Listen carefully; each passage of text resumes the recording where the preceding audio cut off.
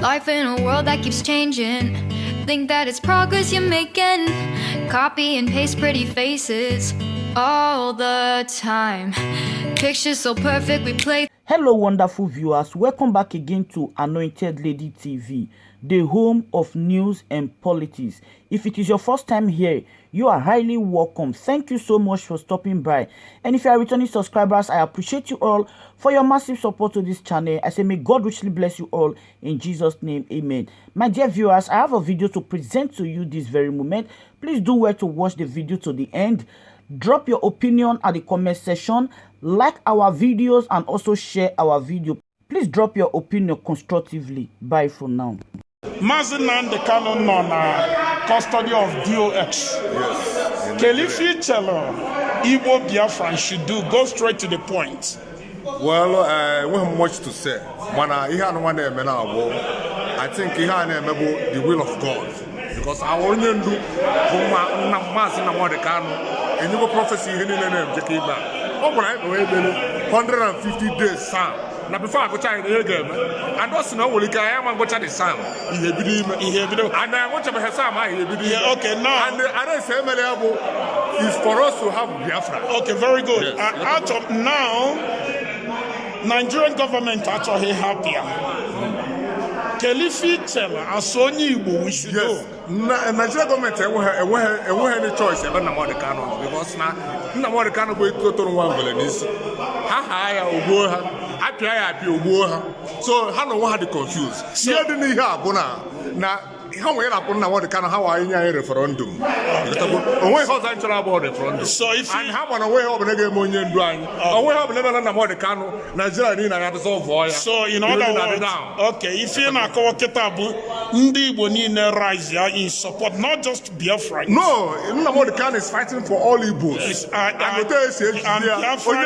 energy now, the whole Biafran stage. Very good. It's like energy, the whole Biafran. So that's what you know about the canon now. Very good. This is of prison. Okay, if you're not Kawan and the Canobo Tito Tolonipi. Yes. Igbo Ethiopia,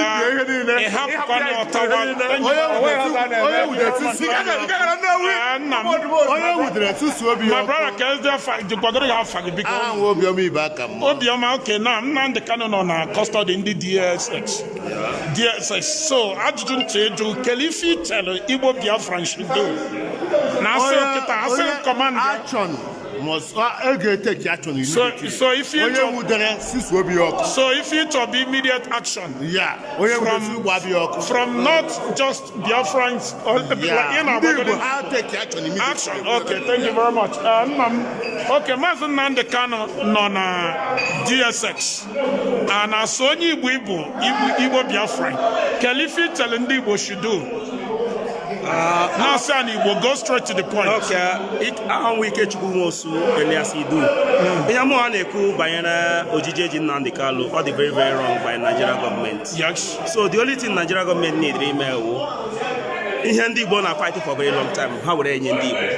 On your plan on I know how okay, now Nigerian government know where had you higher and anyway, how much high on way for her game. He had not jogging now, above not to get to order. Mweti del Elzazaki. Ndameli Hèàvý, if I'm going to win a level tabuna, Eti Jacob Zuma. And the citizens they demand to say happy Jacob Zuma. Yeah. So Anma Joga see what Biafra nebo. Kelifi tell Ndi what should do. Ndi Boko say man now, Henny they keep quiet. Honey they strike the Nigerian government can we keep power. So if you the Kubusi take action was thank you very much. Thank you very much. Happy to Noka. Happy to Noka. Happy to Noka. One of my own brother and IPOB member, Mano Ethiopia from by heart, Mano Kwesi join IPOB. Now happy to Noka. In Nigeria, DSX to be precise, Jimazin and the Kano. As Igbo Biafra able, Kelifi Igbo should do. Aba mundu bisi na to ya umonyo ka umonyo mudi okobunese ya na kwanda Igbo kewu na the candidate na South Africa we ya na aga bike now ma ọ na ido away former president of South Africa age So the whole Zulu people west na hapo Jacob Zuma. Si hapo ya na no nke onye nkebe. So I went agwando Nigeria na afula na de kan nke bu nkani, o nke bu nkani, we nke bu nkora, nke bu nkani. Okay, now can cut South Africans now they are this thing Jacob Zuma, and they refuse to. In Wiliki why Ifemeleba today. Ifeme na this South Africa because I know they root everything. To show for government to see no way here to Vampa. So Nigerians have to we Igbos need to wake up. Guys who come to government in Nigeria no way because even in South Africa everything was rooted. So here they do now you have to wake up. Can do Nigeria wake up man on way down. So you can now go. Thank you very much. Thank you very much.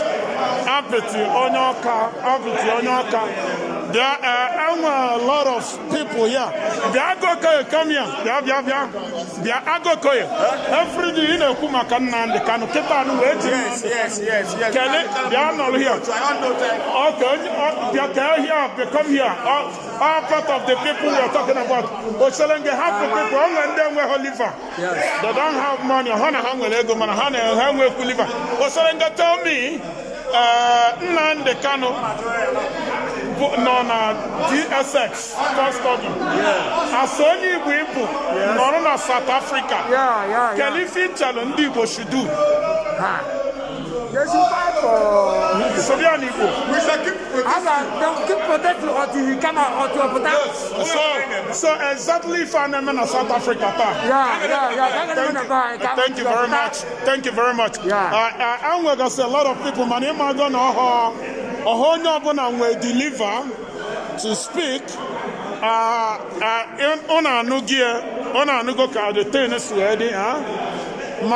the case but Khalifa the Igbos.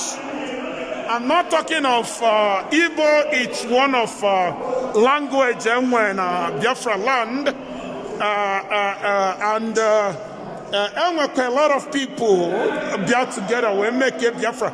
But I'm specifically calling it Igbo because the leader of indigenous people of Biafra sit from Igbo side of Biafra. So, Abrugaduna and other people keep quiet. Quit Nam and other people will not keep quiet. At least Igbo-speaking Biafrans should do something because in our today, a lot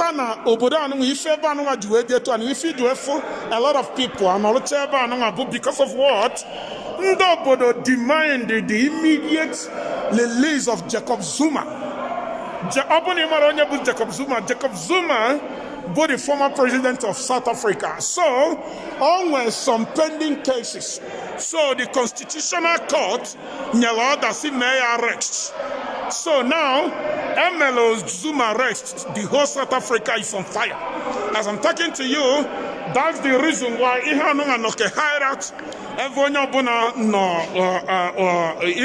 cannot go for now. Exactly what will happen. So Muma will feel on a yes. No opportunity made you but at least come down meet some of our people. Manina here, some people will deliver to speak. Anya Kojabu or go for the Ifonian and Meloni. You have to appreciate that. Makem when the Benohane, Quanke, have your common camera. Onya Haba so Hopon Onya and Towa Tankable. No, woman Konya and Kuoku Juto, no, our 12 no week or poor. Abiapolia so Amaram Ekugomo Onenge, and I will not say much. Much. The only thing in the measure aspect, our people made the needful. Inanya here, if for a lot of our people, Inanya for almost all the park level, a car that belongs to us. So, mana people cannot open their shops today because now the citizen of South Africa demanded for immediate release of Jacob Zuma. Jacob Zuma was the former president of South Africa, and Constitutional Court in the law that may arrest. So since they do any of the arrest, if people are agitating, People are demonstrating, people are fighting, people are looting, people are destroying property that belongs to some of the citizens and the foreigners who are also living here in South Africa. So all these things in Malona, the power belongs to people. The power Aderonaka, how do you call it? The power Aderonaka, the government, the power belongs to people. And in Nanya here, this is not, if I know about, a lot of people not here.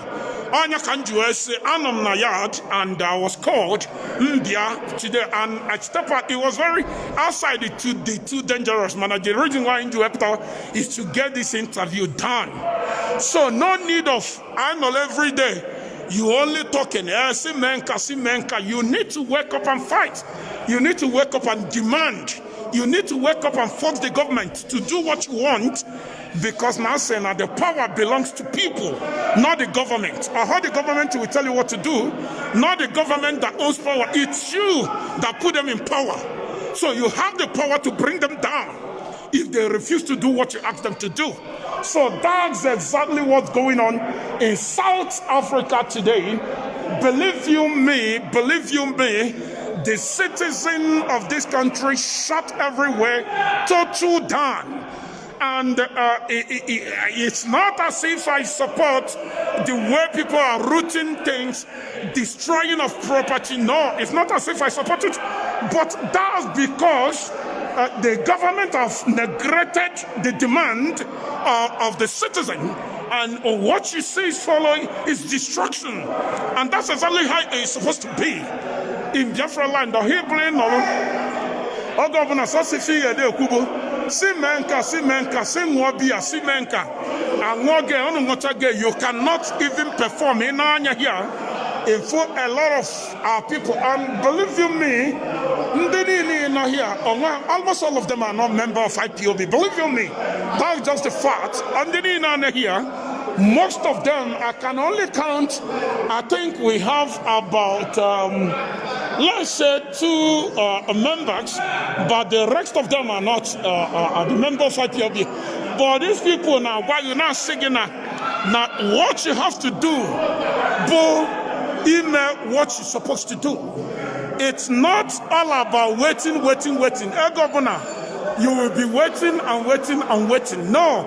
Yes, you can do something on your own. That's the law of IPOB. And I'm just telling you, Abuni was the other day. Yes, we must take order. I'm not talking of IPOB. These are not IPOB members. These are Igbo Biafrans living in South Africa.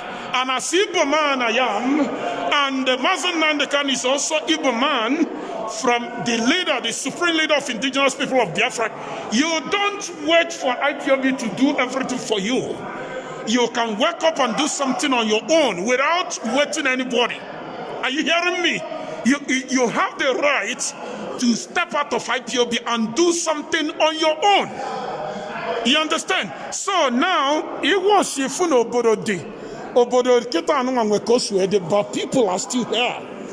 People cannot hear. People are putting demands. People know. The only thing I know, see how polite Mazen and the Kanu immediately, Igbos. I'm talking of Igbo Biafrans. Without being a noble, they are here. Enjoy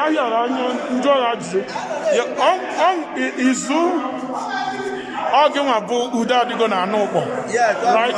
Yes, and Broko Galanyo Biadiota. Yes, I'm in a very peaceful way. Yes, Ebonibo, Nandekano Bonibo. Mana Nigerian government, DSX to be precise, kidnapped Nandekano. Now, as only Igbo Biafra, Igbo speaking person, I'm a member of IPOB. I'm a member. I'm a Judah based on only Igbo. Kelifi tell Igbo should do. Igbo. Yagemo. Hagato. DSS. Yota. they negotiate with them to release Nnamdi Kanu. Because Nnamdi Kanu won't yankai. Okay, open a for negotiation. What should we do?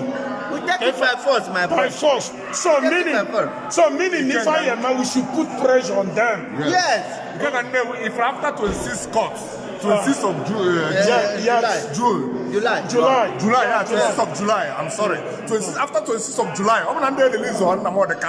what we have to do, we have to block everywhere in the whole world. So exactly any place, IPOB, South Africa, and you block everybody of Britain and Kenya. Any place of the whole world, even in Nigeria. Okay. Even in Nigeria, we have to protest and block everywhere to make sure that they release our leader. So if you know now, upon DXX, upon how happy, I refuse to happen on the canon on 26, and the Biafra, not only Biafran, in fact, all over the world.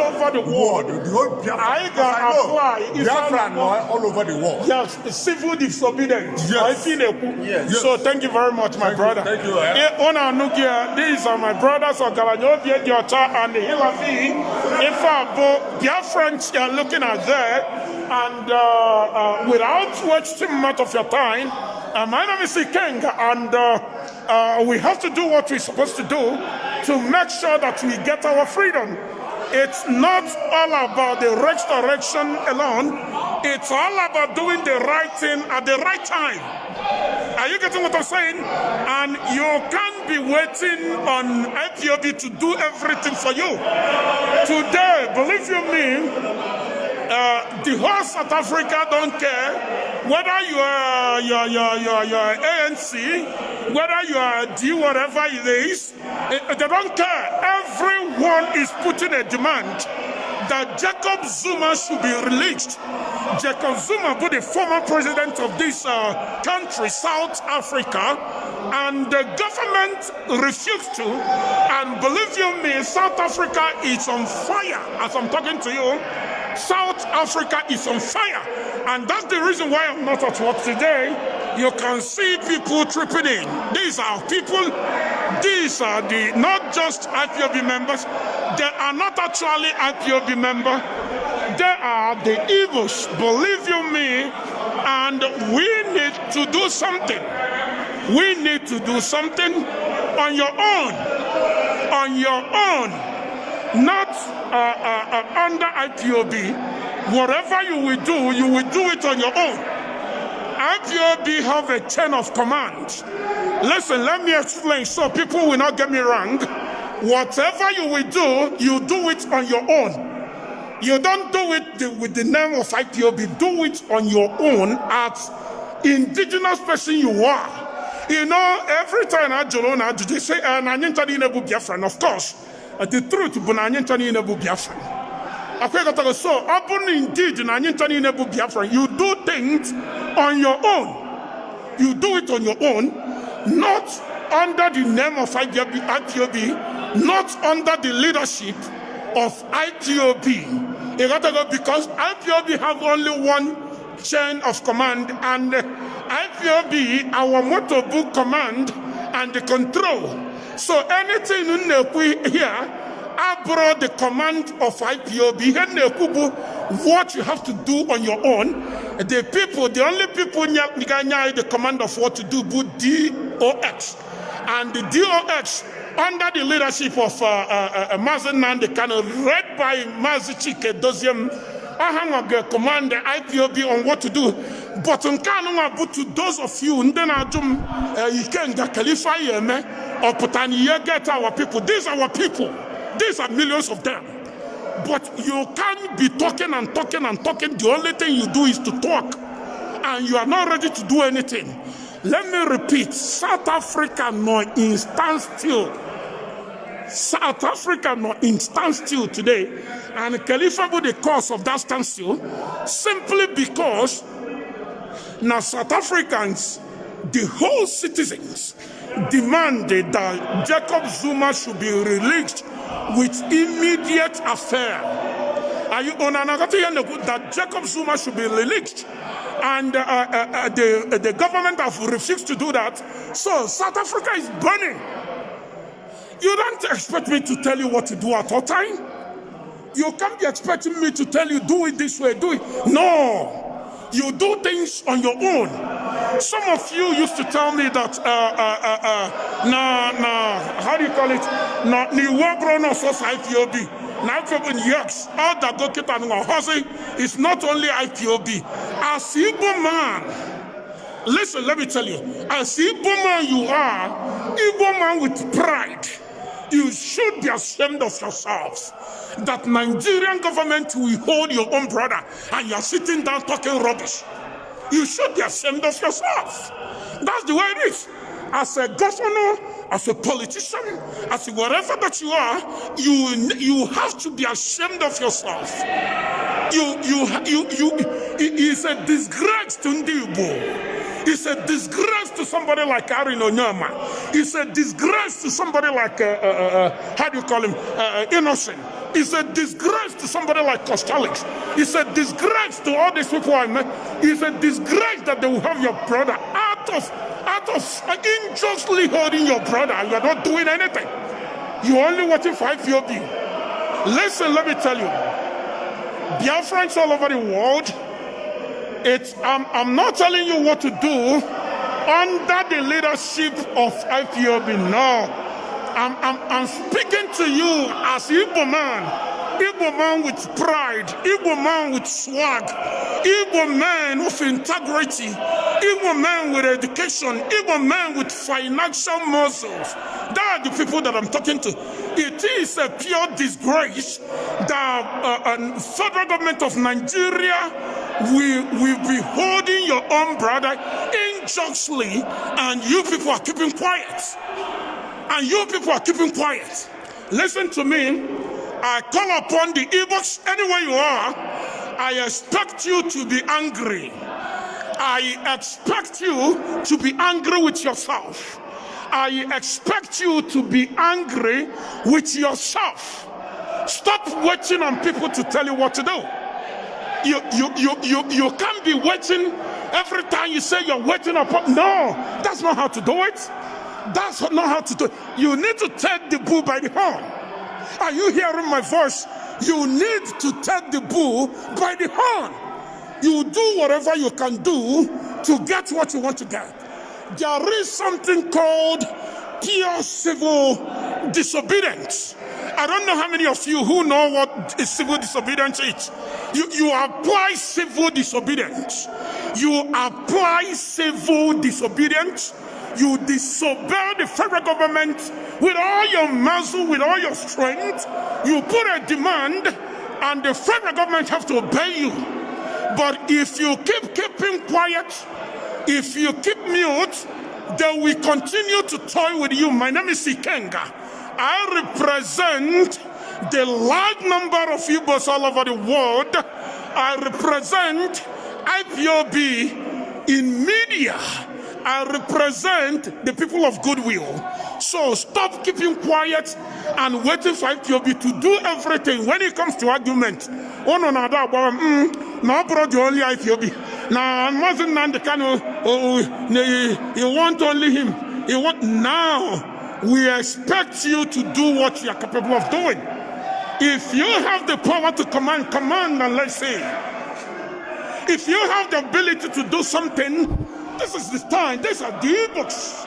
Igbo Biafra is looking at that. Every single person sitting down there is Igbo speaking person. And imagine when all these people come against the federal government, what do you think they can do? You can't be sitting or hiding under your wife's bed and talking rubbish. You can't be sitting, hiding under your wife's bed and be talking rubbish. My job is to bring the news to you, and your job is to do the needful. Because so great Igbos all over the world, great Biafrans all over the world, I want to say to you all, it is a disgrace. It is a pure disgrace that this moment in time that Nigerian government will be holding a man that is in command, a man who is piloting the affair, a man who is the only ever produced Igbo leader and Biafra in general. After the death of Dim or Dimegwu Ejukwu, the only person Biafra land have ever produced is Mazen Nnamdi Kanu. The only truthful man, fearless lion, and you think the best thing to do is to fold your hands and allow Nigerian government to intimidate him. No, it will not happen. You will wake up wherever you are. You will make your place uncomfortable to the billionaires. If you have any rich man close to you, make it unbearable for the rich man